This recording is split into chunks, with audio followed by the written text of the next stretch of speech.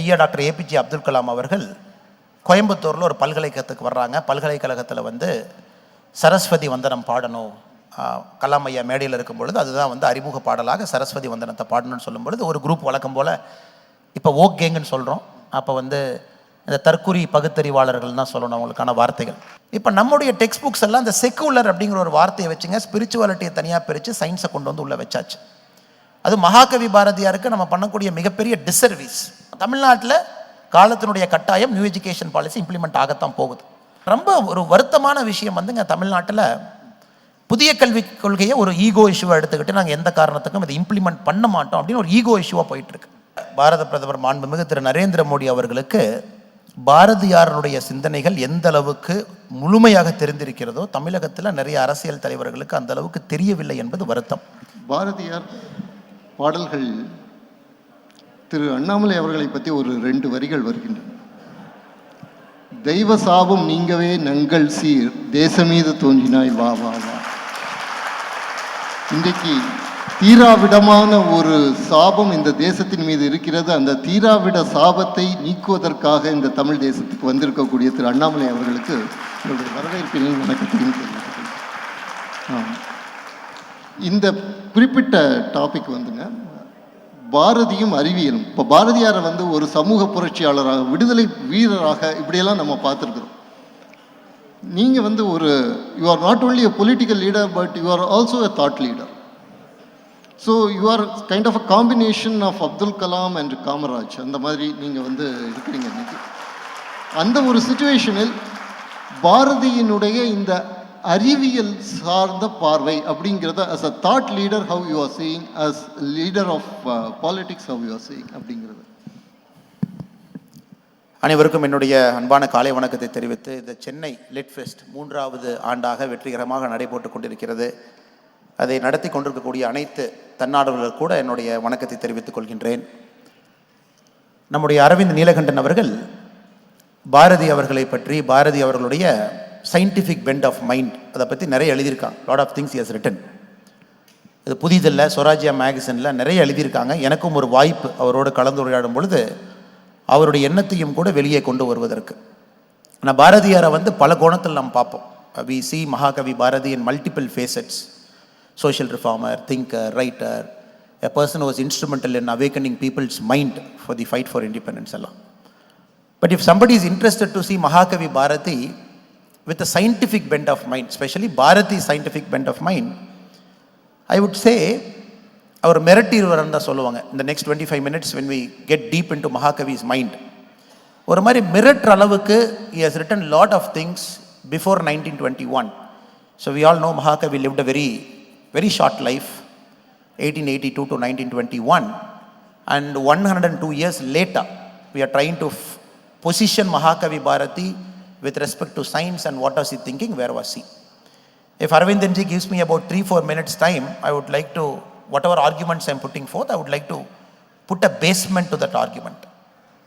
When Albert Einstein came up with the general theory of relativity in 1916, it is important to understand general theory of relativity to understand where Mahakavi was when he wrote many of his beautiful literature. The basic idea of general theory of relativity we all know. Einstein said, universe, the shape of a universe is a function of its matter and energy. If it's a curved universe, it depends on gravity, which again depends on the matter and the energy within it.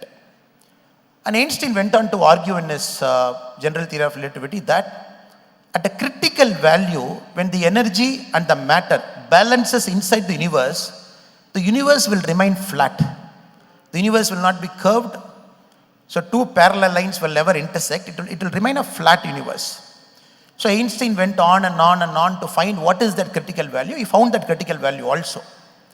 He said to be having that critical value when the universe will remain flat, he said 31% of universe would be matter. And 69% of universe, Einstein couldn't find what it is.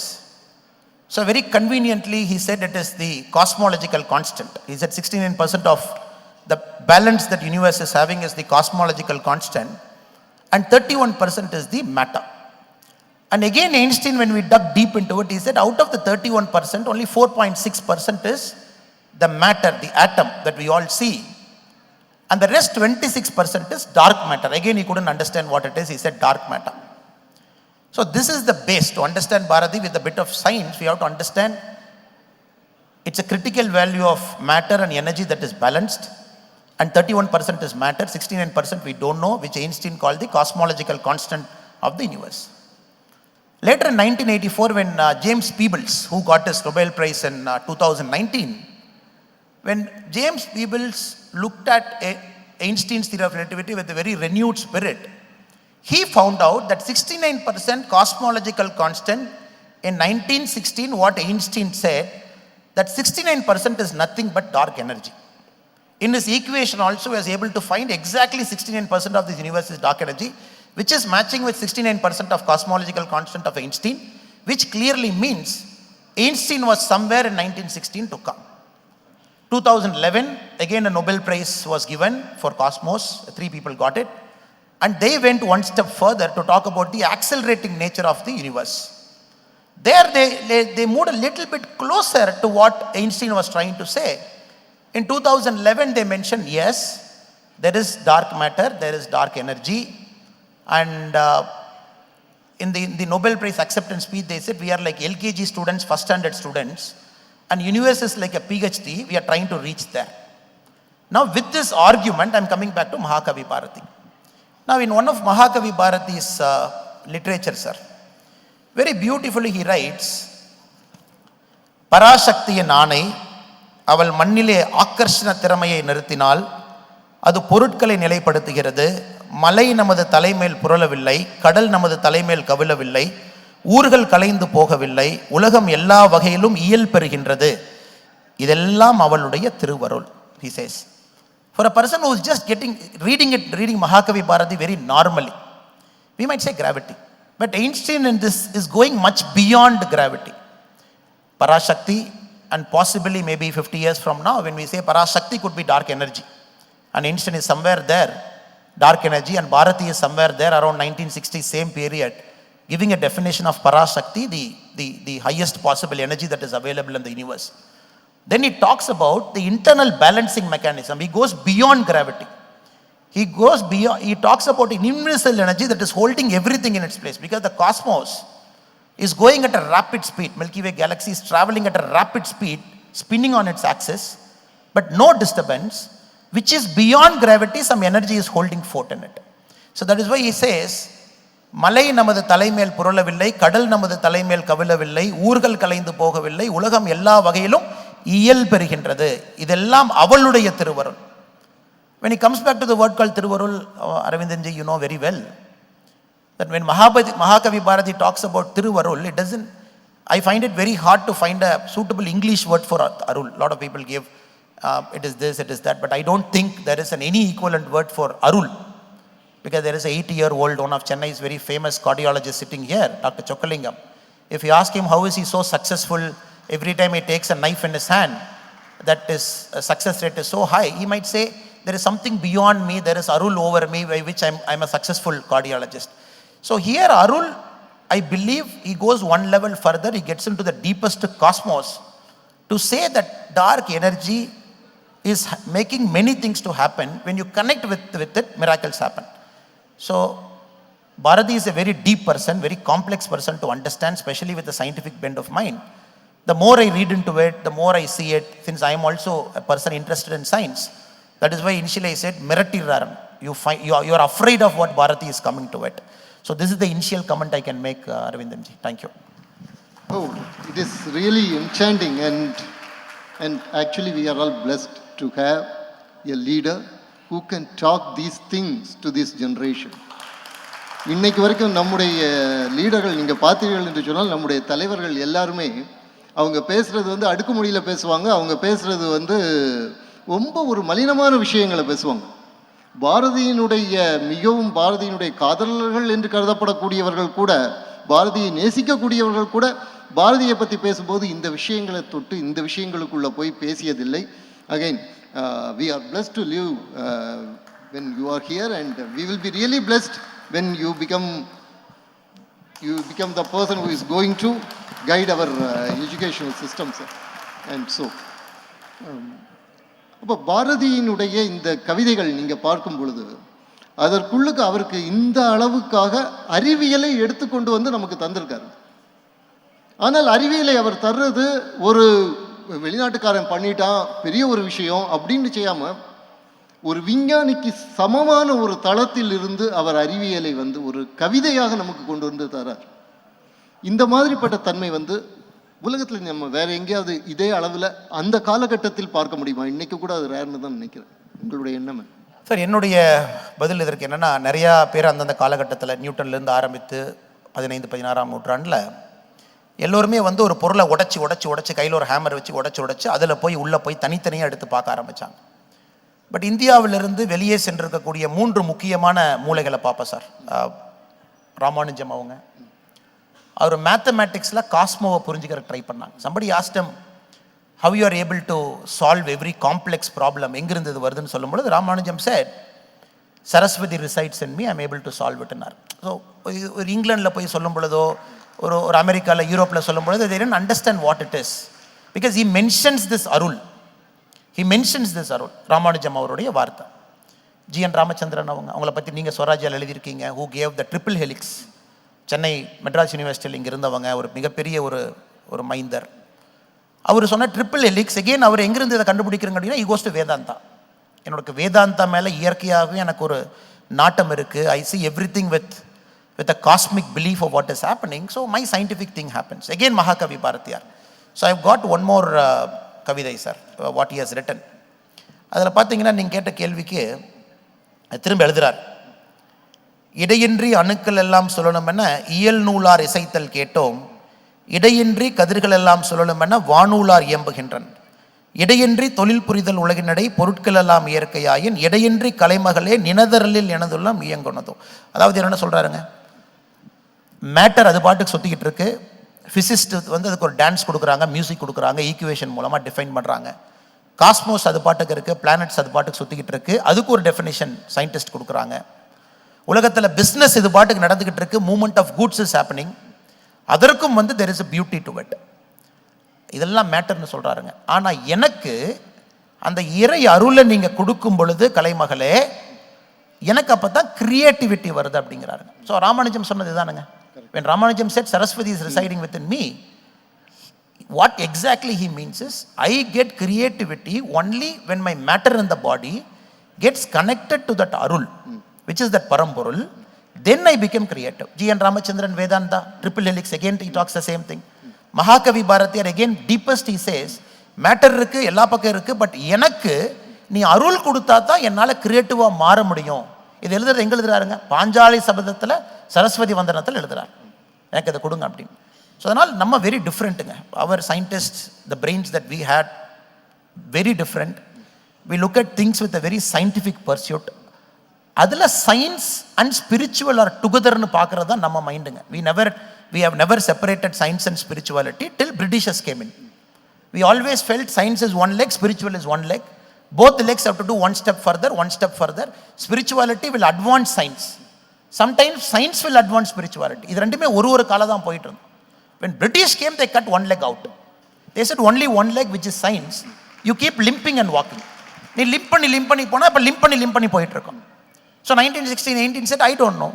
84 somebody came, James Pebbel said, this is what it is. Now 2019, they are coming back to what Einstein said in 1916. இதெல்லாம் பார்க்கும் பொழுதுங்க, I think we are far ahead of other thinkers with respect to our pursuit, our mind, and that Vedantic spirit that is inculcated in the education system for long. இப்போ அது இல்லைங்க. I think if you're interested, we should talk about that also. Definitely. அடுத்த கேள்வி, என்னுடைய கேள்வி அதுதான். இப்போ வந்து பாரதியாருடைய பாடல்கள் நம்ம எடுத்துக்கிட்டோம் அப்படின்னு சொன்னால், நான் தமிழில் நம்ம பாடப்புஸ்தகத்தில் படிக்கக்கூடிய பாடல்கள் 1-2 பாடல்கள் தான். அதுவும் கிளிஷேயாக அவர் வந்து பெண் விடுதலையை பற்றி பேசியது, அவர் வந்து சுதந்திர போராட்டத்துக்காக வேண்டி அவர் பாடிய பாடல்கள், இந்த விஷயங்கள் மட்டுமே தான் நம்முடைய பாடல்கள் திரும்பி வந்துட்டுருக்கு.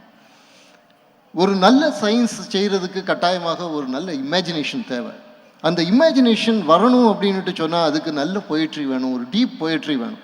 நம்முடைய பாரம்பரியத்தில் எப்பொழுதுமே இந்த மாதிரிப்பட்ட டீப் பொயட்ரி வந்திருக்குது. அது வந்து திருவாசகமாக இருக்கட்டும், திருப்பாவையாக இருக்கட்டும். உங்களுக்கு வந்து இன்றைக்குள்ள மாடர்ன் சயின்டிஃபிக் கான்செப்ட்ஸை நீங்கள் டக்குன்னுட்டு சொல்லி அங்கேருந்து ஒரு ஃப்ளாஷ் அது உங்களுக்கு கொடுக்கும். உதாரணமாக நீங்கள் திருவாசகம் எடுத்துக்கிட்டீங்கன்னா புல்லாகி பூடாய் புழுவாய் மரமாகி அதை படித்து வந்த ஒரு மாணவனுக்கு வந்து எவல்யூஷன் வந்து அதை அண்டர்ஸ்டாண்ட் பண்ணிக்கிறது பிரச்சனையாக இருக்காது. திருப்பாவையில் இருக்கக்கூடிய அந்த மழை பற்றி ஆழிமலைக்கான அந்த பாசுரம் தெரிஞ்சவருக்கு வந்து ஹைட்ரோலாஜிக்கல் சைக்கிள் வந்து ப்ராப்ளமாக இருக்காது. அதே போல் பாரதி வந்து இன்னும் டீப்பராக சயின்ஸோட இன்டராக்ட் பண்ணவர், முழுக்க இன்டராக்ட் பண்ணியிருக்கிறார். அன்னைக்கு ஏற்பட்ட அந்த ரிசர்ச்சஸை அவர் ஸ்டடி பண்ணியிருக்கிறார். அதை தாண்டியும் அவர் பல விஷயங்கள் பேசியிருக்கிறார். இதெல்லாம் ஏன் நம்முடைய பாட புத்தகங்களில் அறிவியலை டீச் பண்ணும் பொழுது அதனோடு இணைத்து, இதெல்லாம் ஏற்கனவே இவங்களுக்கு தெரிஞ்சிருச்சுன்னுட்டு இல்லை, கவித்துவமாகவும் அறிவியலை அணுக முடியும் அப்படிங்கிறதுக்காக இதையும் சேர்த்து கொடுத்துருக்கலாமே. ஏன் வந்து இது வந்து நடக்கலை? நம்முடைய பாடத்திட்டம் இவ்வளோ பெரிய ட்ரெஷர் வந்து ஏன் அது சேர்க்கப்படலை? இதுக்கு கொஞ்சம் இன்டைரக்டாக நான் பதில் சொல்ல முயற்சி பண்ணுறேங்க. நம்முடைய ஐயா டாக்டர் ஏபிஜே அப்துல் கலாம் அவர்கள் கோயம்புத்தூரில் ஒரு பல்கலைக்கழகத்துக்கு வர்றாங்க. பல்கலைக்கழகத்தில் வந்து சரஸ்வதி வந்தனம் பாடணும், கலாம் ஐயா மேடையில் இருக்கும் பொழுது அதுதான் வந்து அறிமுக பாடலாக சரஸ்வதி வந்தனத்தை பாடணும்னு சொல்லும் பொழுது ஒரு குரூப் வழக்கம் போல் இப்போ ஓக் கேங்குன்னு சொல்கிறோம், அப்போ வந்து இந்த தற்குறி பகுத்தறிவாளர்கள் தான் சொல்லணும் அவங்களுக்கான வார்த்தைகள். அவங்க போய் அது எப்படி சரஸ்வதி வந்தனத்தை பாடலாம், இது வந்து எந்த மாதிரி ஒரு ஊர், இது வந்து செக்குலர் ஸ்டேட்டு, அதெல்லாம் ஆரம்பிக்கிறாங்க. But this people never know every single day APJ Abdul Kalam அவருடைய வாழ்க்கை வீணை இல்லாமல் இல்லை. எல்லா நாளும் அவர் வந்து ராஷ்டிரபதி பவனில் இருக்கும் பொழுதும் வீணை அங்கே காலையில் வாசித்து தான் வாழ்க்கையை ஆரம்பிக்கிறாங்க. ஸோ அவரும் பார்த்தீங்கன்னா இந்த பிரெயினோட ஈக்குவேட் பண்ணுறதுக்கு முழு தகுதி இருக்கக்கூடிய மனிதர். இப்போ நம்ம ராமானுஜம் அவங்க, மகாகவி பாரதியார் அவங்க, ஜி.என். ராமச்சந்திரன் அவர்களை போன்று தமிழகத்திலிருந்து நாம் கொடுத்த மிகப்பெரிய அறிஞர்கள் சொல்கிற பட்டியல் அவரையும் வந்து உட்கார வைக்கலாம். பட் இவங்க எல்லாருமே பார்த்தீங்கன்னா the hold on spirituality was so high. அதை அவங்க சயின்ஸோட இணைச்சு அவங்களுடைய எவல்யூஷன் இருந்துக்கிட்டே இருந்துச்சு திங்கிங்கில். இப்போ நம்முடைய டெக்ஸ்ட் புக்ஸ் எல்லாம் இந்த செக்குலர் அப்படிங்கிற ஒரு வார்த்தையை வச்சுங்க, ஸ்பிரிச்சுவாலிட்டியை தனியாக பிரித்து சயின்ஸை கொண்டு வந்து உள்ளே வச்சாச்சு. அது மகாகவி பாரதியாருக்கு நம்ம பண்ணக்கூடிய மிகப்பெரிய டிசர்வீஸ். ஒளிபடைத்த ஒரு 3-4 பாடல்கள் மட்டும் அவரை வந்து நீங்கள் வந்து போட்டுட்டு சுதந்திர தாகத்தை மகாகவி பாரதியார் அவர்கள் ஏற்படுத்தினார் அப்படின்னு ஒரு 3 போட்டுட்டு இன்றைக்கி ஒரு ஸ்கூலில் போய் ஒரு பையன்கிட்ட மகாகவி பாரதியாரை பற்றி உனக்கு என்ன தெரியும் அப்படின்னா சுதந்திரத்துக்காக எழுதிய பாடல்கள் எங்களுக்கு வந்து ஒரு பெரிய வெறி கொடுத்துச்சு அப்படின்னு நம்ம சொல்லுவோம்.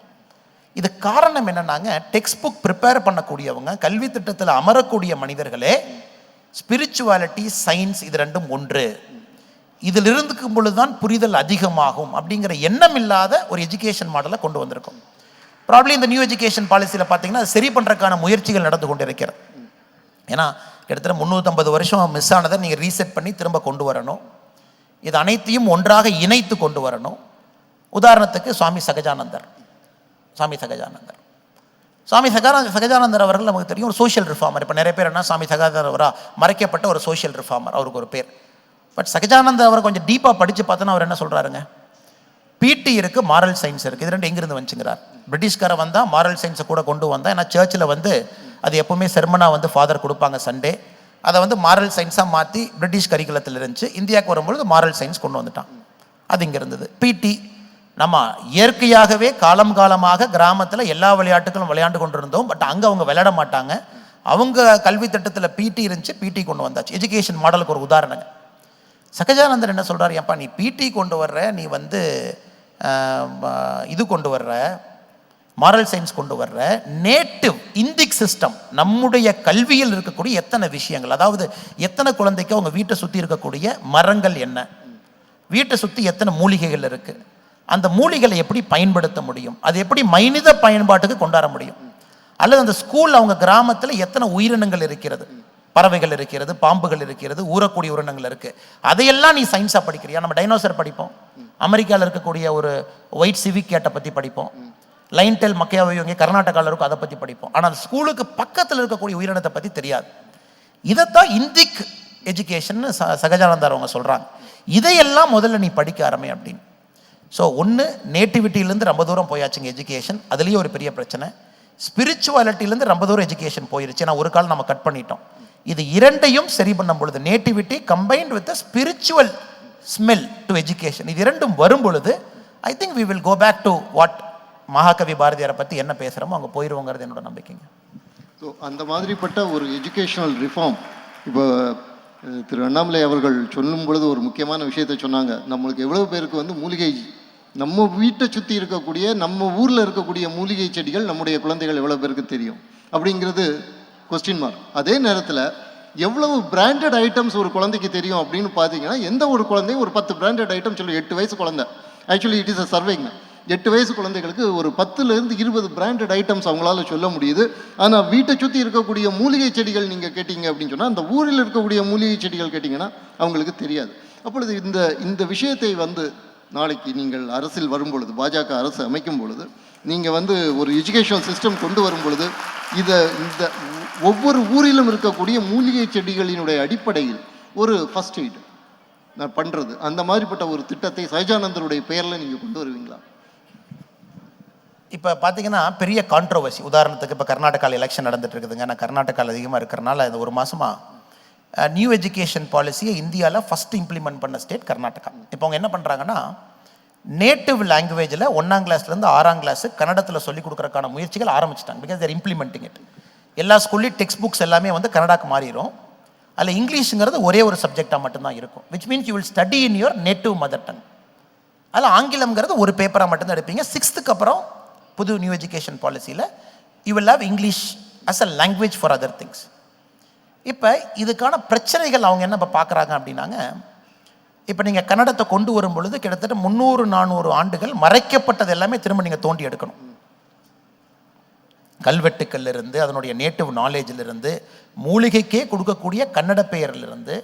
இப்போ தமிழ்நாடு நாம் என்ன சொல்கிறோம், நம்ம நியூ எஜுகேஷன் பாலிசி இம்ப்ளிமெண்ட்டே பண்ண மாட்டோம் அப்படின்னு உட்காந்துருக்கோம். விச் மீன்ஸ் ஸ்டில் நாங்கள் அந்த பழைய மாடல் அப்படியே உட்காந்துருக்கோம். தமிழ்நாட்டில் காலத்தினுடைய கட்டாயம் நியூ எஜுகேஷன் பாலிசி இம்ப்ளிமெண்ட் ஆகத்தான் போகுது. இப்போ நியூ எஜுகேஷன் பாலிசி பார்த்தீங்கன்னா இதனுடைய ஃபஸ்ட்டு ஸ்டெப், முதல்ல 1 to 6 எல்லா பாடப்புத்தகத்தையும் தமிழில் மாற்றணும். தமிழில் நீங்கள் மாற்றுறீங்க அப்படின்னாவே நேட்டிவிட்டி ஆட்டோமேட்டிக்காக வந்துடும். உயிரினங்களுக்கான பேர், பக்கத்தில் இருக்கக்கூடிய செடி கொடிகள் எல்லாத்துக்குமான, ஏன்னா நிறைய பேர் நாமளே மறந்துட்டோம். இப்போ தமிழ் அகராதின்னு எடுத்து திறந்து வச்சு படிச்சுட்டு இருக்கோம். இதுக்கு என்ன பேர் வச்சுருந்தாங்க, இதுக்கு என்ன இப்போ வச்சுருந்தாங்க அப்படின்னு. இது வந்து முதல் ஸ்டெப்புங்க. இப்போ தமிழ்நாட்டில் ஒரு கல்வித்திட்டம் நம்ம கொண்டு வரும் பொழுது நிச்சயமாக சகஜானந்தா அவருடைய பெயர் இல்லாமல் அந்த கல்வித்திட்டம் இருக்காது. காரணம், இதையெல்லாம் எப்போவோ இருந்து பேசிக்கிட்டு இருக்காங்க. அதனால் முதல்ல தாய்மொழியில் அது வரணும், நேட்டிவிட்டியை கொண்டு வரணும். நேட்டிவிட்டி வர ஆரம்பித்தாவே மண்ணிலிருந்து அந்த கல்வி பிரியாமல் மண்ணோட சேர்ந்துருக்குங்க. ஏன்னா நம்முடைய ஸ்பிரிச்சுவாலிட்டியும் பார்த்திங்கன்னா மண்ணோட சேர்ந்த ஒரு விஷயம். அப்புறம் சகஜானந்தா அவர் ஆட்டோமேட்டிக்காக அவருடைய தாட் ப்ராசஸ் வந்துடுது. ஆனால் ரொம்ப ஒரு வருத்தமான விஷயம் வந்துங்க, தமிழ்நாட்டில் புதிய கல்விக் கொள்கையை ஒரு ஈகோ இஷ்யூவாக எடுத்துக்கிட்டு நாங்கள் எந்த காரணத்துக்கும் இதை இம்ப்ளிமெண்ட் பண்ண மாட்டோம் அப்படின்னு ஒரு ஈகோ இஷ்யூவாக போயிட்டுருக்கு. இது across India, specially in some states எங்கெல்லாம் இம்ப்ளிமெண்ட் பண்ண ஆரம்பிச்சிருக்காங்களோ அதுக்கான ரிசல்ட்டை இம்மீடியட்டாக பார்க்க ஆரம்பிச்சிட்டாங்க. Quality of learning is going up. கிரகிப்புத்தன்மை அதிகமாக இருக்குது. குறிப்பாக கிராமப்புறத்தில் இருக்கக்கூடிய பள்ளியில் இருக்கக்கூடிய குழந்தைக்கு செல்ஃப் எஸ்டீம் அதிகமாகுது. ஏன்னா வீட்டில் ஃபுல்லாக தமிழ் பேசிட்டு ஆங்கிலம் பேசுவதற்காக ஒரு மாயையான தோற்றத்தை ஒரு ஸ்கூலுக்குள்ளே வந்து ஏற்படுத்துறதெல்லாம் போய் சுக்குநூறாக உடைய ஆரம்பிக்குது. ஏன்னா அங்கேயும் இம்ப்ளிமெண்டட் ஸ்டேஜில் தாங்க இருக்காங்க. இது எவ்வளவு பெரிய மாற்றத்தை இந்திய கல்வியல் துறையில் இது கொடுக்கும் அப்படிங்கிறத தமிழ்நாடு அரசு ஏன் உணர மறுக்குது அப்படின்னு நினைக்கும் பொழுது கொஞ்சம் கஷ்டமாக இருக்குது. ஏன்னா சம்டைம்ஸ் பொலிட்டிக்கல் ஈகோ, ஏன்னா பிரிட்டிஷ்க்கு இருந்த அதே ஈகோ இப்போ இருக்கிற இங்கே இருக்கக்கூடிய அரசுக்கும் அது இருக்குது. அப்போ இவங்களுக்கும் பிரிட்டிஷ்க்கு என்ன வித்தியாசங்க? ரொம்ப ஒரு சரியான கேள்வி. அகைன் எங்களுடைய ஹோப்பெல்லாம் என்னென்னா, நிச்சயமாக ஒரு நல்ல ஒரு தேசிய அரசு இந்த தமிழ்நாட்டில் உருவாகும், இந்த தீராவிட சாபம் நீங்கும், அதை வந்து நீங்கள் செய்வீர்கள் அப்படிங்கக்கூடிய ஒரு பெரிய ஒரு நம்பிக்கை எங்களுக்கு இருக்கிறது. Coming back to Subramania Bharathiyar, ரொம்ப ஒரு ரெலவெண்ட்டான ஒரு விஷயம். இப்போ நீங்கள் சுவாமி சஹஜானந்தர் சொன்னீங்க. சுவாமி சஹஜானந்தருடைய தமிழ் இலக்கணம் அவருக்கு கற்பித்தவர் வ.உ. சிதம்பரம். வ.உ. சிதம்பரம் பிள்ளையினுடைய மிகவும் ஆத்ம நண்பராகவும் குருவாகவும் இருந்தவர் சுப்பிரமணிய பாரதி, திலக மகரிஷி. ஆகவே இந்த ஒரு கனெக்ஷன் இருந்துக்கிட்டே இருக்குது. இங்கே பார்த்தீங்கன்னா தமிழ்நாட்டில் கன்ஸ்ட்ரக்டிவாக செய்த அத்தனை பேருக்கு பின்னாடியும் பாரதியினுடைய ஒரு பெரிய ஒரு ஃபோக்கஸ் ஒன்று இருக்குது. இன்னும் சொல்ல போனால் இது வந்து ஈவேரா மண்ணு கிடையாது, இது சுப்பிரமணிய பாரதியினுடைய மண் அப்படிங்கிறதுல வந்து நமக்கு எந்த வித மாற்று கருத்தும் இருக்க முடியாதுங்க. இப்பொழுது நம்முடைய பாரத பிரதமர், மதிப்புக்குரிய பாரத பிரதமர் நரேந்திர மோடி அவர்கள் இந்த ஆத்ம நிர்பர் பாரத் அப்படிங்கிறத சொல்கிறார். சுதேசி பாரதம், செல்ஃப் ரிலையண்டான பாரதம் அப்படிங்கக்கூடியதை பேசுகிறாருங்க. வ.உ. சிதம்பரம் அதை வந்து செயல்படுத்த அன்னைக்கு முயன்று இருக்கிறார். இதற்கு பின்னால் பாரதியினுடைய ஒரு உத்வேகம் எப்படி இருக்குது? அதை ஏன்னா இது வந்து தொழில்நுட்பத்தோடையும் சேர்ந்தது இல்லையா? தொழில்நுட்பம் அப்படிங்கக்கூடியதையும் பாரதியார் வந்து எப்படி பார்த்துருக்கிறார்? அவர் வந்து எப்படி இந்த தொழில்நுட்பம், தேச தற்சார்பு இந்த ரெண்டையும் இணைத்து அவர் எப்படி பார்த்துருக்கிறார்? குறிப்பாக நம்முடைய பாரத பிரதமர் மாண்புமிகு திரு நரேந்திர மோடி அவர்களுக்கு பாரதியாருடைய சிந்தனைகள் எந்த அளவுக்கு முழுமையாக தெரிந்திருக்கிறதோ தமிழகத்தில் நிறைய அரசியல் தலைவர்களுக்கு அந்த அளவுக்கு தெரியவில்லை என்பது வருத்தம். இது ஏன் நான் சொல்கிறேன்னாங்க, நம்முடைய பிரதமர் அவர்கள் எங்கேயெல்லாம் மகாகவி பாரதியார் அவங்கள கோட் பண்ணி பேசியிருக்காங்க அப்படிங்கிறத நம்ம பார்க்கணும். எங்கேயெல்லாம் கோட் பண்ணியிருக்காரு, எந்த மாதிரி ஸ்கீம் எல்லாம் கொண்டு வரும்பொழுது மகாகவி பாரதியாருடைய கவிதை வரிகளை பிரதமர் கையில் எடுத்திருக்காங்க. ஒரு இடத்துல பிரதமர் பேசுகின்றார், காசியில் ஒரு உரை வரும்பொழுது அதை கேட்பதற்கு காஞ்சியில் ஒரு கருவி செய்வோம் அப்படின்னு சொல்கிறார். இப்போ பாரதியாருடைய வாழ்க்கை கிட்டத்தட்ட நம்ம 1921 லொக்கேட் பண்ணுறோம். கவிதைகள் பெரும்பாலும் அவருடைய ரிச்சஸ்ட் பீரியட், மைண்டில் ரிச்சஸ்ட் பீரியட் வந்து அவர் காசியில் இருந்த பொழுது 88, 98, 1898, 99, கிட்டத்தட்ட 1905 வரைக்கும் அங்கே இருக்கிறார். ரிச்சஸ்ட் மைண்டு வந்து அப்படியே ஃபர்டைலாக இருக்குது, நிறைய விஷயங்கள் யோசிக்கிறார், எழுதணும்னு நினைக்கிறாரு. அப்போ பார்த்தீங்கன்னா ஏற்பட்ட தாக்கத்தில் ஏகப்பட்ட விஷயங்கள் எழுதுகிறார். ஸோ அதே நேரத்தில் 1901 தான் ரேடியோ வருது, மார்க்கோனி ரேடியோவை கொண்டு வர்றார். டிரான்ஸ்அட்லாண்டிக் டிரான்ஸ்மிஷன் 1901 நடக்குது. இப்போ மகாகவி பாரதியார் அந்த கவிதையில் பார்த்தீங்கன்னா கருவி செய்வோம் அப்படிங்கிறார்.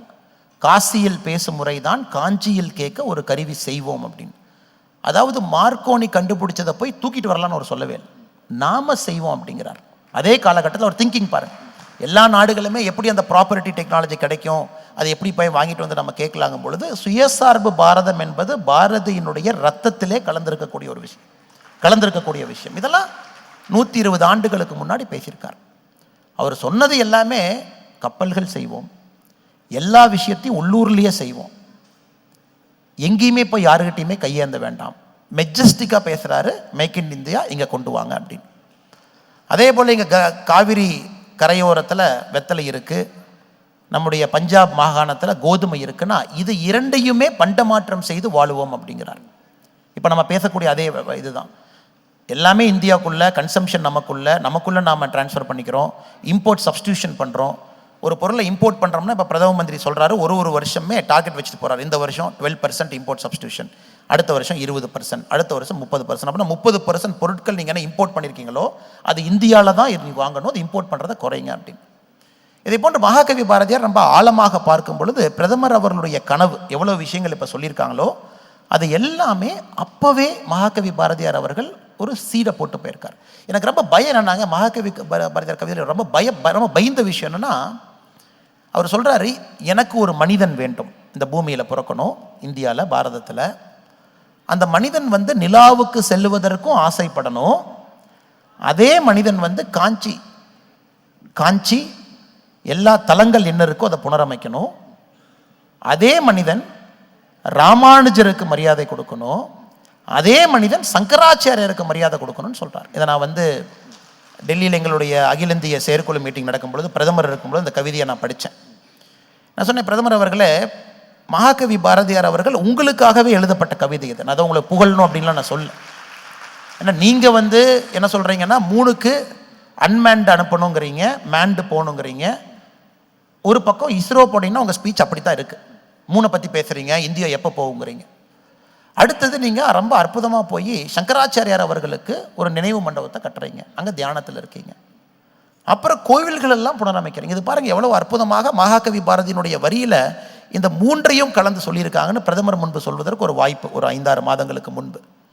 ஸோ மகாகவி பாரதியாருடைய மைண்டு பார்த்திங்கன்னா பாரதத்திற்காக, பாரதத்தினுடைய வளர்ச்சிக்காக இப்போது கொண்டு வரக்கூடிய எல்லா திட்டங்களுடைய கரு மகாகவி பாரதியாருடைய எழுத்தில் இருக்கிறது என்பது ஒரு தமிழனுக்கும் பெருமை என்பது என்னுடைய வாதம். இதை தாண்டி நீங்கள் வந்து பாரதியினுடைய கவிதைகளில் உங்களுக்கு மிகவும் பிடித்த அம்சம் அப்படிங்கக்கூடியது எது? அவருடைய தேசபக்தி, அவருடைய அறிவியல் செழுமை, அவருடைய தெய்வ பக்தி, இந்த விஷயம். எனக்கு அவருடைய தெய்வ பக்தி ரொம்ப பிடிக்குங்க.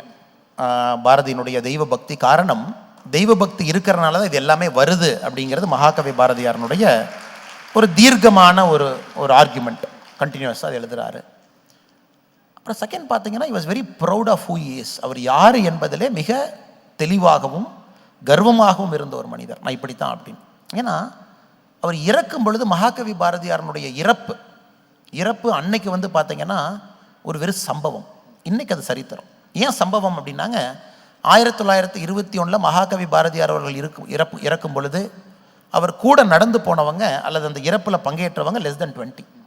ரொம்ப குறைவான மனிதர்கள் தான் பாரதியாரனுடைய கடைசி இறப்பில் இருக்காங்க. சம்பவம் அது. இட் வாஸ் ஜஸ்ட் ஒரு வேர்ட், மகாகவி பாரதியார் டைடு, அப்போ சுப்பிரமணிய பாரதியார் டைடுன்னு. இன்னைக்கு பார்க்கும் பொழுது தான் நம்ம மைண்ட் எக்ஸ்பேண்ட் ஆகுதுங்க அரவிந்த். இதை கொஞ்சம் எக்ஸ்பேண்ட் பண்ணி சொல்லணும். ஏன்னா நம்ம ஹியூமன் மைண்டு வந்து பார்த்திங்கன்னா எப்பொழுதுமே நம்முடைய மைண்ட் இந்த எஜுகேஷன் சிஸ்டம் எப்படி ட்ரெயின் பண்ணி வச்சிருச்சுன்னா, சயின்ஸ் நமக்கு எவ்வளோ விஷயங்களை சொல்லி கொடுத்துருக்கோ அதை வச்சு தான் இந்த உலகத்தை நான் புரிஞ்சுக்குவேன். அதுக்கு மேலே ஏதாச்சும் இருந்தது அப்படின்னா எனக்கு அது புரியாது. Because science has only thought me to see the world like this. Anything beyond that I don't understand. Very few people சயின்ஸினுடைய அட்வான்ஸ்மெண்ட்டை தாண்டி உலகத்தை பார்த்தாங்க. சயின்ஸ் இவ்வளோ தான் வளர்ந்துருக்கு, சயின்ஸினுடைய அட்வான்ஸ்மெண்ட்டை தாண்டி. இப்போ எயின்ஸ்டீன் 1916 எப்படி எக்ஸாக்டாக 69% of the universe which is not matter, cosmological constant 69% கொடுத்து ஈக்குவேஷனை பேலன்ஸ் பண்ணிட்டாருங்க. ஈக்குவேஷனை பேலன்ஸ் பண்ணி முடிச்சுட்டு இங்கே பாருங்கப்பா, இதான் general theory of relativity, it's a flat universe, critical value of matter and energy, முடிஞ்சு போச்சு. பட் சம்படி ஆஸ்ட் ஐன்ஸ்டீன் இது என்ன 69% கேட்கும்பொழுது அவரே தடுமாறினார். பிகாஸ் அப்போ சயின்ஸ் அட்வான்ஸ்மெண்ட் இவ்வளோ தாங்க இருந்துச்சு.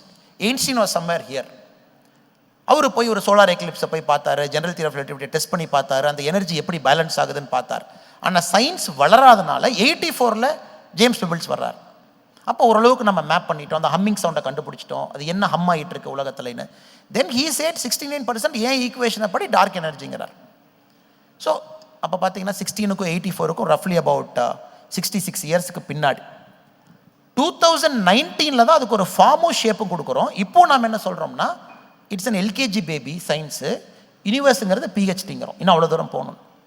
ஸோ பாரதியினுடைய பியூட்டி அந்த அருள் இருந்தனால கிரியேட்டிவிட்டி, கடவுளினுடைய பற்று இருந்தனால இமேஜினேஷன், அது ரெண்டும் இருந்தனால உலகத்தை ஒரு 100 ஆண்டுகள் 200 ஆண்டுகள் தாண்டி பார்க்கக்கூடிய தன்மை. இது நம்ம எத்தனை பேத்துக்கு இருக்குதுங்க? we are caught up in our textbooks. அதுக்குள்ள இருக்கிற சயின்ஸை குட்டி போட்ட போன மாதிரி சுற்றி வர்றோம். இதைத்தான் இந்த புதிய கல்விக் கொள்கையோ அல்லது முக்கியமான கல்வியில் கொண்டு வரக்கூடிய சீர்திருத்தங்களோ இதை உடைத்து அந்த மாணவனை வெளியே கொண்டு வந்து சென்ஸ் ஆஃப் இன்ட்யூஷனை ஃபீட் பண்ணணும். எல்லாம் சென்ஸ் ஆஃப் இன்ட்யூஷன் தானுங்க. Everything is sense of intuition. Why will we say make in India at that point of time? வெத்தலையும் கோதுமையும் மாற்றணும்னு ஏன் சொல்லுவார்? இந்த சென்ஸ் ஆஃப் இன்ட்யூஷன் எப்போ வருதுன்னா, மண்ணை சார்ந்த கல்வி, ஸ்பிரிச்சுவாலிட்டி சார்ந்த கல்வி வரும்பொழுது சென்ஸ் ஆஃப் இன்ட்யூஷன். தென் உலகத்தை வந்து ஒரு விசாலமான பார்வையில் பார்க்கக்கூடிய தன்மை. இது பாரதியிட்ட எங்களுக்கு ரொம்ப பிடிச்ச ஒரு விஷயம். இப்போ நீங்கள் சொன்ன ஒரு முக்கியமான விஷயம், அதாவது பாரதியினுடைய தெய்வ பக்தி அப்படிங்கக்கூடிய நீங்கள் சொன்னீங்க. நம்ம பேசிகிட்டு இருக்கும்போது, விவாதித்துட்டு இருக்கும்போது இன்னொரு அழகான ஒரு விஷயம் சொன்னீங்க, அதை கொண்டு வரணும்னு நினைக்கிறேன். அதாவது இந்த தெய்வம் அப்படின்ட்டு சொல்லக்கூடியதே பாரதி வந்து he saw it as a entire universe அப்படிங்கக்கூடிய ஒரு விஷயத்தை சொன்னீங்க. ஸோ அதை கொஞ்சம் நீங்கள் விளக்குங்க. சங்கராச்சாரிய அவர்கள் வந்துங்க அப்போ வந்து புத்த மதத்தினுடைய எக்ஸ்பேன்ஷன் ரொம்ப சிவியராக இருக்குது இந்தியாவில். சிவியராக இருக்கும் பொழுது மகாராஜாக்கள், பெரிய பெரிய மன்னர்கள், பேரரசர்கள் வந்து புத்த மதத்தை கையில் எடுக்கிறாங்க. கடல் தாண்டி அவருடைய குழந்தைகள் சென்று புத்த மதத்தை வந்து ஸ்ரீலங்காவில், ஜாவா, சுமத்ரா எல்லா பக்கம் போகிறாங்க. அந்த பீரியடில் நம்ம சங்கராச்சாரியார் வரை லொக்கேட் பண்ணணுங்க. ஏன்னா புத்தாவரும் ஒரு பியூட்டிஃபுல்லான ஒரு தியரியை கொண்டு வர்றாங்க. அவர் வந்து எசன்ஸ் ஆஃப் ட்ரூத்துக்கு போக நம்மளை கொண்டு போகிறாங்க. அந்த தம்மா, பாத் ஆஃப் தம்மா கொண்டு போகிறார், ஹையஸ்ட் சயின்ஸ். இப்போ அந்த நேரத்தில் இந்து ரிலீஜன் அப்படிங்கிறது ஒரு சென்ஸ் ஆஃப் ஒரு ஃபார்ம் ஒர்க்ஷிப்போ, ஒரு கடவுளினுடைய முகமோ, இப்படித்தான் ஒரு கடவுளை நீங்கள் வழிபடணும், இப்படித்தான் பூஜை பண்ணணும், அதாவது பாகன் ஒர்க்ஷிப்லேருந்து நம்ம டிரான்ஸ்லேட் ஆகி வந்துகிட்டு இருக்கும் பொழுது சங்கராச்சாரியாரனுடைய பிறப்பு ரொம்ப முக்கியங்க. ஒரு பெரிய சரித்திரம் அது. சங்கராச்சாரியர் என்ன பண்ணுறாரு, எங்கேயுமே ஒரு உருவ ஒர்க்ஷிப்பை வந்து அவர் வந்து ஃபேவர் பண்ணல. அது வந்து ஸ்ருங்கேரியாக இருக்கட்டும், துவாரகாவாக இருக்கட்டும், ஜோஷிமட்டாக இருக்கட்டும், பூரியாக இருக்கட்டும், அவர் அமைத்த 4 மடங்கள்லேயும் இன்றைக்கும் அவருடைய லிட்ரேச்சர், அவருடைய போதனைகள் வழி வழியாக இப்போ சுவாமிகள் இருக்காங்க. அவங்ககிட்ட போய் பேசும் பொழுது எங்கேயும் கூட அவர் ஒரு உருவத்தை வச்சு அந்த உருவத்தை வழிபடுங்கன்னு அவர் சங்கராச்சாரியார் சொல்லவே இல்லைங்க. அவர் சொன்னதே Srichakram. Srichakram highest form of இந்த காஸ்மிக்கை ஒரு எனர்ஜி ஃபார்மில் ரெப்ரசன்ட் பண்ணக்கூடிய ஸ்ரீசக்கரத்தை கொண்டு வர்றார். இதுதான் ஃபார்ம் ஆஃப் எனர்ஜி அப்படின்னு. அதற்கு நாம் இந்து மதம் அப்படின்னு பேர் கொடுக்குறோம். இந்துங்கிறது it's never a religion, it's a way of life, யூனிவர்ஸோட கலந்துருக்கு. அந்த ஸ்ரீசக்கரம் என்பது மக்களுக்கு புரியாது. பீப்புள் டோன்ட் அண்டர்ஸ்டாண்ட் இந்த எனர்ஜிங்கிறது என்ன, எந்த எனர்ஜி நான் பார்க்கறது, எனக்கு ஒரு சக்தி வடிவத்தில் ஒரு ஒரு முகம் வேண்டும்னு சொன்னதுக்கப்புறம் தான் ஒரு இடத்துலையும் ஒரு தேவியை பிரதிஷ்டை பண்ணுறாரு. நெக்ஸ்ட் சிங்கேரி போனால் சிங்கேரி அம்மா இருக்காங்க, பிரதிஷ்டை பண்ணுறாங்க. ஸோ அதையும் சங்கராச்சாரியர் அவர்கள் சொல்லுகின்றார்கள், ஒரு குறிப்பிட்ட காலம் இன்டு த ஃபியூச்சர் உருவ வழிபாட்டை தாண்டி எனர்ஜியோட மக்கள் கனெக்ட் பண்ணி அவர்கள் தங்களுடைய வாழ்க்கையை ஒரு வே ஆஃப் லைஃப்பில் வாழ ஆரம்பிப்பாங்க. அது வரைக்கும் உருவ வழிபாடு வேண்டும் என்று சங்கராச்சாரியர் சொல்கிறாங்க. பாரதி அவங்க என்ன சொல்கிறாங்க, Parasakthi which is an energy. அந்த எனர்ஜியும் முழு யூனிவர்ஸை பார்க்குறார், கம்ப்ளீட் யூனிவர்ஸை பார்க்குறார். இன்றைக்கும் ஏன் இந்தியா வந்து சிவிலைசேஷனல் ஸ்டேட் அப்படின்னாங்க, நம்ம எனர்ஜி ஃபார்மில் தான் சக்தி வழிபாட்டை கொண்டு வர்றோம். இன்றைக்கி நம்முடைய டெம்பிளில் அந்த ஸ்ட்ரக்சர் இருக்குது. சக்தி வழிபாடே nothing but a manifestation of எனர்ஜின்னு நினைக்கக்கூடியவங்க. அதனால் இது ஒரு civilisational state, not a nation state. இதை வந்து மகாகவி பாரதியார் அவர்கள் பராசக்தி அப்படிங்கிற ஒரு பேரில் அதற்கு ஒரு ரூபம் கொடுக்குறாங்க. பட் ஹையஸ்ட் ஃபார்ம் பார்த்தீங்கன்னா இவங்க எல்லாமே சயின்ஸை நோக்கி, science is a part of religion. Religion is nothing but a way of life. இதுக்குள்ளே இந்த ஆர்டிஃபிஷியல் டிவிஷன் வந்து ரிலீஜனை வீட்டுக்கு வாசலில் விட்டுறணும், செருப்பு விடுற மாதிரி. ஸ்கூலுக்குள்ளே போனீங்கன்னா ரிலீஜன் வெளியே இருக்கணும், சரஸ்வதி வந்தனம் பாடக்கூடாது, இது கவர்மெண்ட் ஸ்கூலில், இங்கே எப்படி நீ பாடலாம், இது எல்லாம் சொல்லும் பொழுதுங்க கிட்டத்தட்ட 2000-3000 ஆண்டுகள் நம்ம எது வந்து டிஃபைன் பண்ணிச்சோ அதையும் அழிக்க ஆரம்பிக்கிறோம். இது ஏன் செக்குலருங்கிறது இவங்க கொடுக்குற டெஃபினேஷன். நீ வந்து இப்படி ட்ரெஸ் போட்டா இந்த மாதிரி போடாத, அந்த மாதிரி போடாத, ஸ்கூலில் இந்த மாதிரி இருக்காத, அந்த செக்குலருங்கிற ஒரு புரியாத வார்த்தையை கொண்டு வந்து இந்த ரிலீஜியஸ் ட்ரெடிஷனை அழிக்கும் பொழுது இன்ட்யூஷன் போயிடுது. இன்ட்யூஷன் போனதுக்கப்புறம் கிரியேட்டிவிட்டி போயிடுது. Then we become a mere slave of the books. அப்புறம் எப்படி உங்களுக்கு ஒரிஜினல் தாட்டும் ஒரிஜினல் சிவிலைசேஷனல் டிரான்ஸ்ஃபார்மும் நடக்குங்க? மிகவும் அருமையான எண்ணங்கள். இந்த இந்த இந்த எண்ண வீச்சு அப்படிங்கக்கூடியது வந்து ஏறக்குறைய என்டையர் யூனிவர்ஸுக்கு போயிட்டு திரும்ப எட்டயபுரத்துக்கு வந்திருக்குது. அப்படிப்பட்ட ஒரு அருமையான ஒரு எண்ணங்களை நம்மோட திரு அண்ணாமலை அவர்கள் பகிர்ந்து கொண்டிருக்கிறார்கள். இது எல்லாத்தையும் நாம் வந்து ஒரு கண்டென்ஸ்டாக அவங்க இன்றைக்கி என்ன பேசுனாங்க அப்படிங்கிறத நம்ம பார்க்கலாம். அதாவது அடிப்படையில் அறிவியலையும் நாம் வந்து கவிதையாக மாற்ற முடியும், அறிவியலையும் ஆன்மீகத்தையும் நாம் கவிதையாக மாற்ற முடியும். அப்படி மாற்றக்கூடிய ஒரு விரல் விட்டு எண்ணக்கூடிய கவிஞர்கள் இன்றைக்கும் அப்படிப்பட்ட கவிஞர்கள், விரல் விட்டு எண்ணக்கூடிய கவிஞர்கள் தான். சும்மா வந்து டெலிஃபோன் ரிங் போல் அப்படின்ட்டு பேசுகிறதுனாலே அவன் வந்து ஒரு தொழில்நுட்ப கவிஞராக மாறிவிட மாட்டான். அப்படிப்பட்டவங்க வந்து ஒரு அறிவியல் கவிஞனாக அவன் மாறிவிட முடியாது. இப்படிப்பட்ட ஒரு சூழ்நிலையில் அறிவியலை உண்மையிலேயே இசைக்க முடியுமா அப்படின்னு நம்ம பார்த்தோம் என்று சொன்னால் அதை வந்து பாரதி சாதிச்சு காட்டியிருக்கிறார். அதை செய்தவர்கள், திரும்பவும் சொல்கிறேன், உலகத்தில் மிகவும் குறைவு. அதை வந்து அவங்க ரொம்ப தெளிவாக காட்டினார்கள். ஐன்ஸ்டீனுடைய த யூனிவர்சல் கான்ஸ்டன்ட், அதுக்கு பிறகு அதில் ஏற்பட்ட பிரச்சனைகள். இன்ஃபேக்ட் ஒரு கட்டத்தில் வந்து ஐன்ஸ்டீன் தாட் தட் நான் வந்து இந்த யூனிவர்சல் கான்ஸ்டன்ட் அப்படிங்கிறத நான் தவறாக பண்ணிட்டேன் அப்படின்னு கூட அவர் எண்ணினார். One of the greatest mistakes that I have done அப்படின்னு கூட அவர் கருதினார். அதுக்கு பிறகு எப்படி அந்த எவல்யூஷன் வந்தது அப்படிங்கக்கூடிய ஒரு விஷயத்தை அவங்க சொன்னாங்க. அந்த கிராவிட்டி அப்படிங்கக்கூடியதை ஆக்சுவலாக நீங்கள் பார்த்தீங்கன்னா Newton when he talks about gravity, he talks of gravity as force. Einstein when he talks of gravity, he talks of gravity as a field. இந்த மாதிரிப்பட்ட ஒரு வாஸ்ட் கேன்வாஸில் பாரதி வந்து இதை எப்படி உள்வாங்கினார் யோசிச்சு பார்த்தா ரொம்ப அதிசயமாக இருக்குது. ஒரு நல்ல ஒரு வசதி கிடையாது அவருக்கு, அஃப்ளூயன்ஸ் எல்லாம் கிடையாது, வெள்ளைக்காரனை எதிர்த்து போராடுறாரு, பிரிட்டிஷ் எதிர்த்து போராடுறாரு, நம்முடைய சமூக இறுக்கங்களை எதிர்த்து போராடுகிறாரு, நம்முடைய பெருமிதங்களை, பழைய பெருமிதங்களை அவர் பேசுகிறாரு. அவ்வளவும் பேசிட்டு அன்னைக்கு அறிவியலில் இருந்த நுட்பமான விஷயங்களை எடுத்துக்கொண்டு வந்து நம்முடைய மக்களுக்கே அவர் வந்து கொடுக்குறாரு. இது வந்து மிக மிக மிக மிக அருமையான ஒரு விஷயத்தை நீங்கள் வந்து காண்பிச்சிங்க. அப்புறம் இன்னொரு விஷயம் அவங்க சொன்னாங்க, அதாவது இன்னைக்கு அறிவியல் இவ்வளவுதான் தெரிஞ்சு வச்சிருக்குது, அதையும் தாண்டி பல விஷயங்கள் இருக்குது. இந்த விஷயத்துக்கு போகிறதுக்கு நமக்கு இன்ட்யூஷன் தேவை, பொயட்டிக் இமேஜினேஷன் தேவை. அந்த இன்ட்யூஷன் அண்ட் பொயட்டிக் இமேஜினேஷன் நம்முடைய குழந்தைகளுக்கு இருந்தாதான் நம்முடைய குழந்தைகள் வந்து அறிவியலில் சாதிப்பாங்க. அறிவியலில் வந்து இங்கேருந்து ஒரு ஐன்ஸ்டீன் உருவாகிறதுக்கு, இங்கேருந்து இன்னொரு ஜெகதீஷ் சந்திர போஸ் உருவாகிறதுக்கு, இன்னொரு ஜிஎன் ராமச்சந்திரன் உருவாகிறதுக்கு நீங்கள் யோசிச்சு பாருங்கள். ஜிஎன் ராமச்சந்திரன் ஒரு முக்கியமான ஒரு அறிவியலாளர். இன்றைக்கி தமிழ்நாட்டில் அவரை பற்றி பேசுகிறதுக்கு ஒரே ஒரு தலைவர் தாங்க இருக்காங்க, ஒரே ஒரு தலைவர் தான் இருக்கிறார். இன்றைக்கி யோசிச்சு பாருங்கள். இந்த ஒரு சூழ்நிலையில் பாரதியினுடைய அந்த அறிவியல் எப்படி இன்றைக்கு இருந்த அன்னைக்கு அவருடைய காலகட்டத்திலிருந்து அறிவியலை தாண்டி எங்கேயோ போயிட்டு வந்திருக்குது. ஒரு எடுத்துக்காட்டு, கோமதி அம்மனை அவர் பாடுறார். கோமதி அம்மனை பாடும்பொழுது, கோமதி அம்மன் திருநெல்வேலி மாவட்டத்தில் இருக்கக்கூடிய ஒரு அம்மன் கோவிலுங்க. ஒரு இட்ஸ் டஸ்டி டவுன், ஒரு ஸ்லீப்பி டஸ்டி டவுனாக இருக்கக்கூடிய ஒரு இடம், வைப்ரண்ட் டவுன் ஆஃப்கோர்ஸ். அண்ட் அங்கே நீங்கள் பார்த்தீங்க அப்படின்ட்டு சொன்னால் அந்த அம்மனுக்கு வந்து அவர் ஒரு பாடல் பாடுறாரு. காலமாம் வனத்தில் அண்ட கோலமாம் மரத்தின் மீது காளி சக்தி என்ற பெயர் கொண்டு ரீங்காரமிட்டு உலாவும் ஒரு வண்டு. நம்ம வந்து காலத்தை பற்றி நம்ம எப்படி பார்ப்போம் அப்படின்னு சொன்னால், ஜெனரலாக இன்றைக்கும் நீங்கள் வந்து காலத்தை வந்து ஒரு கவிஞனிடம் காலத்தை பற்றி சொல்லு அப்படின்னா அவன் வந்து அதை ஒரு ஃப்ளோவாக காட்டுவான், ஒரு ஆறு ஓடுகிறது அப்படின்னு. ஒரு படமாக வரைய சொன்னான், சல்வடார் டாலி வரைஞ்சிருக்கா பெர்சிஸ்டன்ஸ் ஆஃப் மெமரின்னு ஒரு ஃபேமஸ் படம். பார்த்தீங்கன்னா அந்த கடிகாரங்கள்லாம் அப்படி உருகி போகிற மாதிரி இருக்கும், ஒரு ஃப்ளூயிடாகத்தான் நம்ம பார்ப்போம். ஆனால் பாரதி சொல்கிற காலமாம் வனம், அதை ஒரு லேண்ட்ஸ்கேப்பாக பார்க்குறது. காலமாம் வனம், அந்த வனத்தில் நாம் இன்னைக்கு பார்க்கக்கூடிய யூனிவர்ஸ் வந்து ஒரு கோலம், ஒரு pattern. The time creates a pattern and that pattern is universe அப்படின்னுட்டு சொல்லக்கூடியது யார்? எட்டயபுரத்தில் இருக்கக்கூடிய, நாளைக்கு சாப்பாடு கிடைக்குமா கிடைக்காதாங்கிறது தெரியாது, நாளைக்கு நாம் அரெஸ்ட் ஆவோமா மாட்டோமான்னு தெரியாத ஒரு ஆள். அவர் வந்து இதை பாடுறாரு. 2018 சயின்டிஃபிக் அமெரிக்கனில் ஒரு ஆர்டிக்கிள் வந்து அதில் வந்து அவன் சொல்கிறான், you should not see time as a flow, we have to imagine time as, the scientific imagination should hold time as landscape that will remove the biases in our equation அப்படின்ட்டு. அப்போ ஒரு ஏழை போயட்டாக இங்கே இருந்துட்டு, அதனால தான் அவர் வந்து வெறும் புலவர் இல்லை, அவர் வந்து ஒரு கவி, ஒரு ரிஷி கவி. எப்படி வேத காலத்து ரிஷிகள் வந்து மந்திரங்களை கண்டார்களோ அதே மாதிரி இவருடைய போயிற்றி போய் மந்திரங்களை அந்த யூனிவர்சல் ட்ரூத்தை போய் தொட்டுட்டு வந்து நமக்கு கொடுத்துருக்குது. அதை பற்றி நீங்கள் சொன்னீங்க. அதுக்கு பிறகு இந்த எஜுகேஷனல் சிஸ்டத்துக்குள்ளே பாரதியினுடைய கவிதைகள் எப்படி ஹார்மனைஸ் பண்ணப்பட வேண்டும் அப்படிங்கக்கூடியதை பற்றி சொன்னீங்க.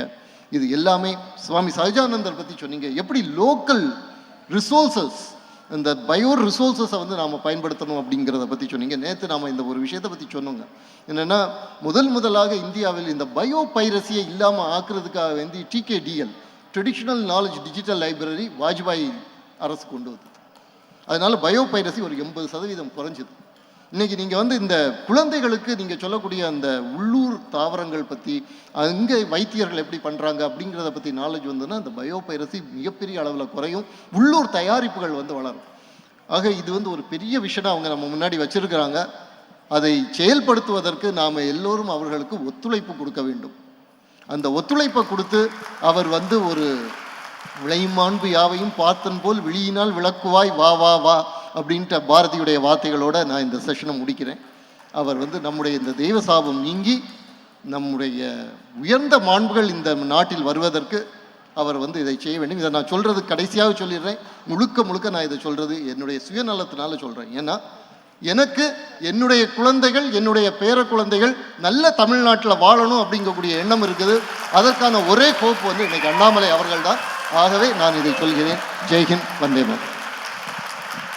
அரவிந்தன் அவர்கள் இங்கே இருக்கும் பொழுது அவரை பற்றி ஒரு 2 வார்த்தைகள் சொல்லி நான் முடிச்சா தான் இந்த செஷன் வந்து முடிவுறும் என்பது என்னுடைய எண்ணம். ஜென்ரலாகவே காம்ப்ளெக்ஸ் திங்கர்ஸ், ரொம்ப ஆழமாக யோசிக்கக்கூடியவர்கள் வந்து கொஞ்சம் ரெக்லூஸாக இருப்பாங்க. நமக்கு அவங்களை புரிந்து கொள்வது கொஞ்சம் கஷ்டமாக இருக்கும். அரவிந்தன் நீலகண்டன் அவருடைய சில ஆர்டிகல்ஸ்லாம் பார்த்தீங்கன்னா ரொம்ப காம்ப்ளெக்ஸாக, ரொம்ப ஃபிலாசபிக்கலாக உள்ளே இறங்கியிருப்பார். சமீபத்தில் பேசும் பொழுது நாங்கள் இருவரும் ஒரு கான்வர்சேஷனில் பேச்சுவார்த்தையில் சொன்னோம், நம்ம எவரும் சேர்ந்து ஒரு புக் எழுதணுமே அப்படின்னு. குறிப்பாக தமிழ்நாட்டில் இத்தனை காலமாக இதையெல்லாம் சொல்லி அரசியல் செய்து கொண்டு வந்தார்களோ, we have to take a relook at it, complete relook. நாங்கள் தான் சமூக நீதி, டெம்பிள் என்ட்ரி நாங்கள் தான் கொண்டு வந்தோம் என்னெல்லாம் சொன்னாங்களோ ஒரு ஹிஸ்டாரிக்கல் பெர்ஸ்பெக்டிவில் ஒரு புத்தகத்தில் அதை கம்ப்ளீட்டாக ரீலுக் பண்ணி தமிழ்நாட்டில் மறைக்கப்பட்ட அந்த எல்லா விஷயங்களையும் திரும்ப அந்த புத்தகத்தில் கொண்டு வரணும் அப்படின்னு சொல்லும்போது எனக்கு ஒரு பெரிய பயம். நான் சொன்னேன், அண்ணா உங்களுக்கெல்லாம் யோசிக்க முடியாது, நீங்கள் யோசிங்க, நான் வந்து சைடில் இருந்து கொஞ்சம் ஏதோ பண்ணுறேன் அப்படின்னு. ஸோ இருவருமே ஒரு முயற்சி எடுத்து அந்த புத்தகத்திற்கான ஒரு அடித்தளத்தை இப்போ போட்டுட்டோம். அந்த புத்தகத்தை கொண்டு வர வேண்டும், புத்தகத்தை எழுதி முடிக்க வேண்டும் என்று. ஆனால் வழக்கம் போல் அவருடைய பாத்தில் அவர் சரியாக இருக்கார், அட்வான்ஸாக இருக்கார், டைம் லைனை மெயின்டைன் பண்ணி போயிட்டுருக்காரு. நான் அவருக்கு ப்ராமிஸ் பண்ணதெல்லாம் ரொம்ப பின்னாடி, இன்னும் வண்டி ஸ்டார்ட்டே ஆகாமல் இங்கேயோ நின்றுட்டுருக்கு. அதனால் என்னுடைய ஆசை, என்னுடைய பாக்கியம் அரவிந்த் நீலகண்டன் அவர்களோட அந்த புத்தகத்தை கொண்டு வரணும். கம்ப்ளீட் தமிழ்நாட்டில் 250 ஆண்டுகளாக பேசிய விஷயத்தை எல்லாமே ஒரு சயின்டிஃபிக் பேசிஸில் ஒரு ரீலுக் பண்ணணும். மறைக்கப்பட்ட இந்த மாதிரி தலைவர்களை அறிமுகப்படுத்தணும். குறிப்பாக ஸ்பிரிச்சுவாலிட்டியை திரும்ப தமிழக மண்ணில் ஒரு வித்தியாசமான ஒரு கண்ணோட்டத்தில் கொண்டு வரணும். எஜுகேஷன் சிஸ்டத்திற்கான எங்களுடைய விஷன் என்ன, தமிழ்நாட்டினுடைய இண்டஸ்ட்ரி, மக்களுடைய வாழ்வியல் முறை, தமிழ்நாட்டினுடைய கலாச்சாரத்துக்கு எங்களுடைய விஷன் என்ன அந்த புத்தகத்தில் வரணுங்கிற ஆசை. அது மிக வேகமாக எழுதி முடித்து இறையருள் அவர்களுடைய இறையருள் பராசக்தி அன்னை அவர்களுடைய ஆசீர்வாதத்தோடு வேகமாக கொண்டு வர வேண்டும் என்பது என்னுடைய எண்ணெய். இது பெரிய பாக்கியம். அரவிந்தனோட வந்து மகாகவி பாரதியாரை இந்த மாதிரி ஒரு கான்டெக்ஸ்டில் பேசினது அது ஒரு பெரிய வரமாக பாக்கியமாக பார்க்கின்றேன். நீங்கள் வந்திருக்கக்கூடிய அனைவருக்கும் நன்றி கலந்த வணக்கத்தை தெரிவித்துக் கொள்கின்றேன்.